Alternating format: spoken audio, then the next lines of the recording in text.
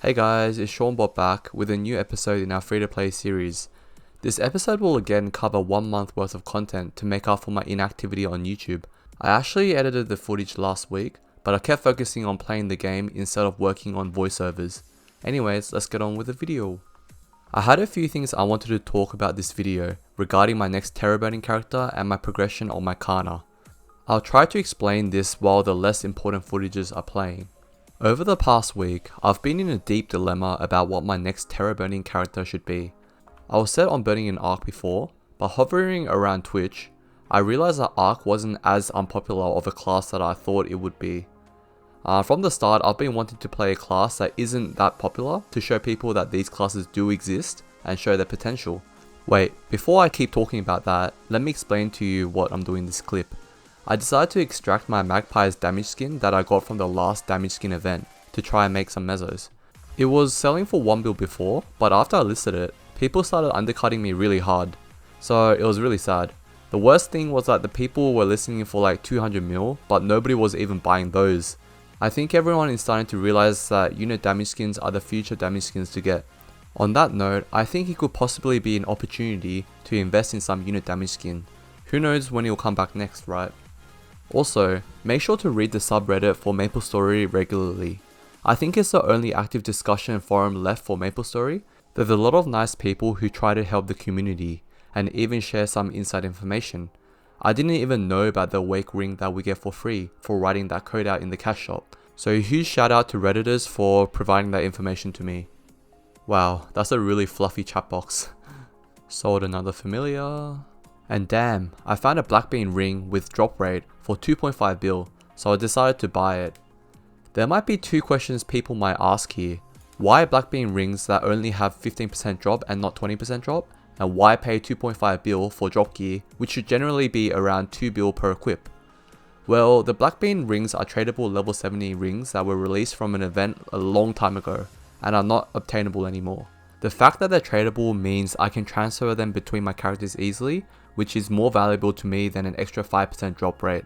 And because they're not obtainable anymore, I'm willing to pay a premium to account for their low supply. Remember, everything should be priced to reflect supply and demand in the market. So if there's low supply on an item, it will be more expensive. Oh, baby. And I proceeded to just fail every single clean slate scroll after that. Anyways, I went off the tangent. Continuing with the talk about my next terror burning character, a few days ago, I watched a video of Drew's Pistol, a Corsair in Bera, doing training rotations, and after watching that, I became inspired and decided that I'll burn a Corsair. Corsairs were actually my very first main in 2010 until 2012, when Battleship was a main skill, and after they got reworked, I moved on to a Xenon and then a Nightwalker, so it's pretty cool thinking that my fate with Corsairs might actually still continue. On top of that, Corsairs are really rare these days, so it's a perfect class to try test out for my series. And holy, did anyone else notice how many legendary hero potions I've been selling this month? The prices went up to 12 mil per potion during this period, and I sold a lot, so I made about like 1 bill off that I think. It's probably worth making more for the future, so maybe look into that if you want. There's a lot of profit opportunities in crafting, so look into that if you need to make some mesos. It was nearing the end of the month, so I bought out all the reward point shop cubes. My strategy with the reward point shop cubes is to hold it for as long as possible, just in case that there's a double miracle time unexpectedly. It's only your loss if you miss out on the DMT because you were impatient.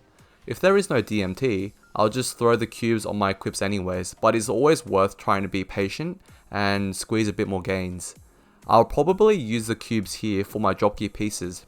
Also, I wanted to go a bit more aggressive with the meso gains, so I sold all the junk that I had in my inventory to try and get a bit more mesos. I'm really prioritizing drop gear here, and I want them as soon as I can, so I'm trying to keep up as much mesos in my inventory to try and find opportunities in the auction house. I picked up another CRA top to throw the random flames that I pick up. For items that are cheap like CRA, and at my progression point, it's much cheaper for me to just buy another set of those armors and progress those. I like to keep a set of equips that I wear and a set of equips that will replace my current gear because it's just much more convenient. For example, if you have 15 Master Craftsman cubes that you want to try tier your epic CRA hat to unique, but you fail for example, you will have to recube your 6% stat again with the coal cubes. So it's just a waste of time and resource. It's much easier to just work with another set and try to tier that up to unique while wearing the epic set yourself, and you don't have to really replace it while you're trying to progress. I guess after you have unique equips, it's a bit different because it'll be harder for your new equips to replace your current equips. The only time I would actually do this again is if I'm going for 22 stars on something like Superior Goalless equip for example. Superior Goalless earrings are currently 400 mil each in bearer, and imagine booming that 20 times on the way to 22 stars. Not very cheap, is it? For those equips, I think it's better to just use a transfer hammer system. Use something like the Shaman earrings, which are level 140 earrings, to get to 21 stars, and then transfer hammer that to the earring. That will probably be the most cost efficient way to get to 22 stars. Shaman earrings can be farmed pretty easily from the future parent mobs, so you won't have to constantly fork out that 400 mil for each boom. And star forcing at lower levels has its advantage anyways because it's cheaper, so you'll save a lot from this technique. I will talk more about the transfer hammer system soon after I show this live clip from my Twitch stream. This was a pretty long live clip, but this was an extremely special occasion for me, so hope you guys enjoy. So what I'm going to do first is I'm going to chuck the red cubes and the black cubes after. Tier up, tier up, tier up, tier up. Okay, nope. Nope. Nope. Nope. Nope. For your record, I haven't got a single tier up on this account for 2 legendary.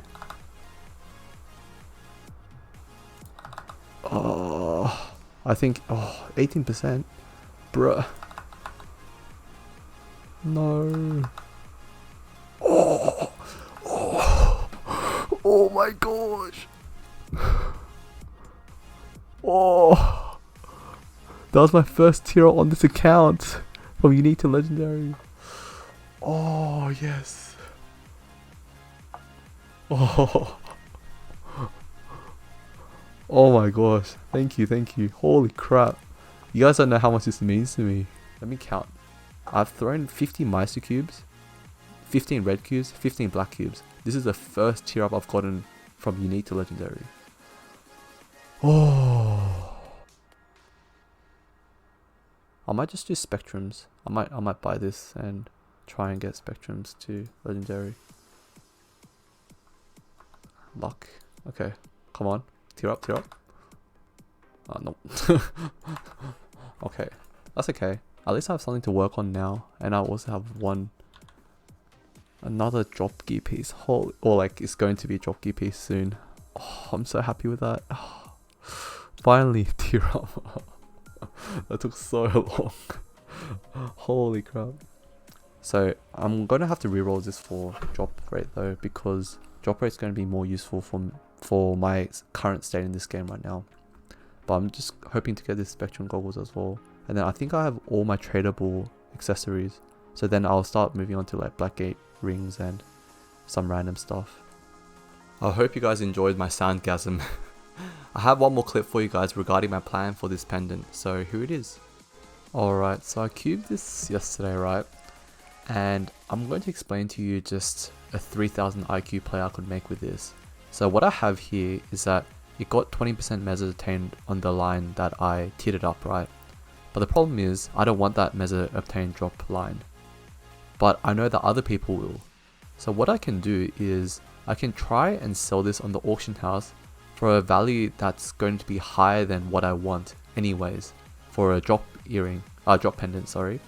And if someone buys it, then, well, easy. If someone buys it, then I can just sell this for the price that I wanted to sell it, right? And I can buy a pendant with drop for like a lower price. But in the case that nobody buys it, what I can do is I can re-roll the lines on this and try and get item drop myself. So that's going to be the play that I'm going to do.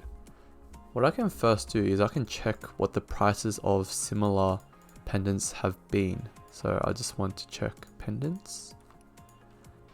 And let's say, okay, let's say nobody's going to have sold this more than 4 bill. Okay, there's 1.5. Okay, these are not tradable, so that'll be not worth as much. This is also untradeable. Okay, so these are comparable ones. So this is 3.5, this is 3 bill.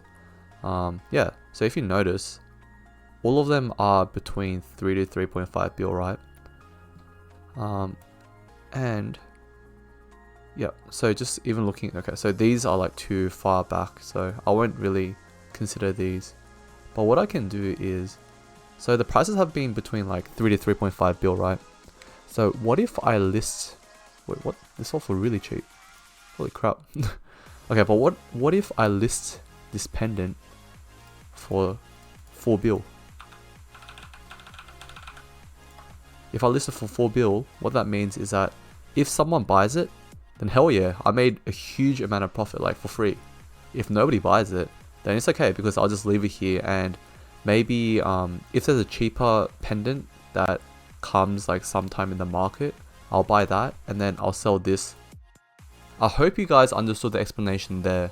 Admittedly, it wasn't the clearest explanation that I've done, but I thought it would just be nice illustrating live exactly what and how I was thinking about this. I think I did get the important points across, like how to compare prices to get value, and also looking at these arbitrage situations. In the case that I sold for 3.5 to 4 bill, I'm making a 1 bill profit. In the case that it doesn't, I can roll that for item drop anyways. The first scenario would be much more ideal because rolling for item drop can take anywhere between 1 to 100 cubes. It's just much less risky if I can get that from the market straight away. In this situation, people could potentially buy it for 3.5 to 4 bill if they're really desperate for meso gear. And drop and meso gears are such a niche market that there isn't a stable supply and demand, so I took advantage of that. And finally, check this recorded clip out. Okay, let me just... Oh, what? What? What? Someone actually bought that? Holy crap. Wait, that's... What? Do you know what that necklace was?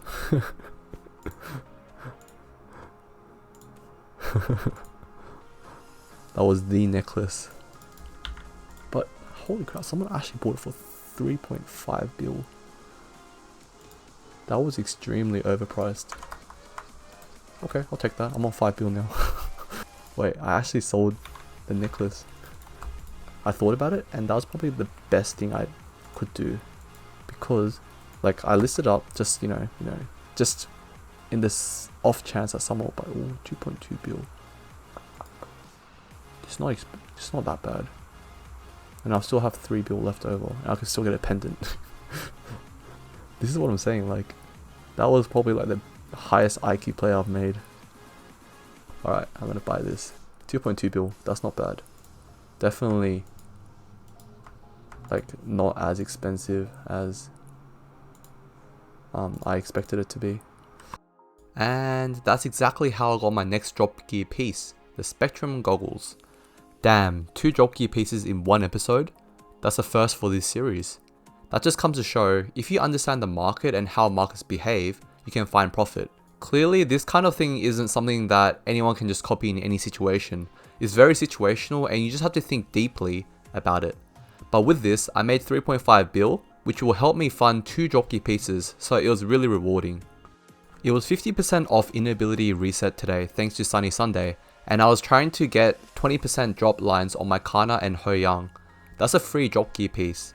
My strategy was tiering them up to unique with normal Honor EXP and then using the miracle circulators from the event shop to get it to legendary. I think the tier rate from unique to legendary is like 10%, and the rate to drop back to epic is like 50%.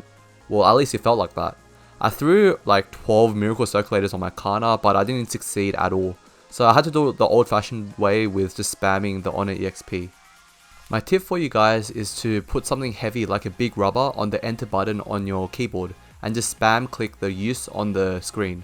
It still took me like 30 minutes spamming this way, but at least it only broke 1 of my fingers, not 2. So 450k Honor EXP later, I finally got my 20% item drop. I'm super happy with this because I have 70% drop now on my Kana. Also, make sure to pick up the boss accessories from Zakim, Pinkbean and Horntail. People actually buy decently flamed boss accessories, And I've heard someone selling a 60 stat and 6% all stat boss accessory for 500 mil. Personally, I'd say that's an overkill for someone to buy it because it's not an endgame equip, but each to their own. If there are people buying it, then there's a market for it. I've been thinking a lot in the past week about the progression on my Kana, and I think next video I can talk more about my mid-game gearing properly. As I unlocked more daily bosses like Papulatus and Arcarium, I found them too hard for my Kana to solo. Because of that, I started to think more about gearing up first before resuming my drop gear pieces, so stay tuned for that content in the next episode.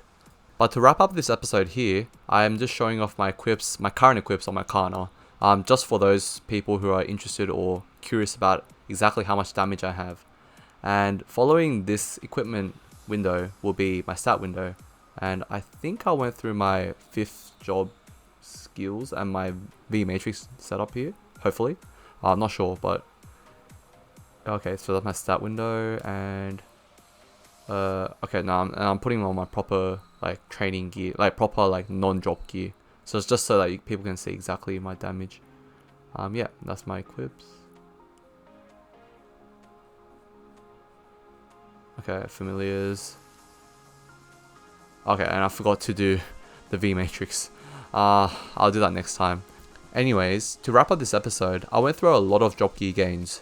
It was nice touching the 5 bill meso mark and actually realized that it's possible to reach this with only 4 months of starting.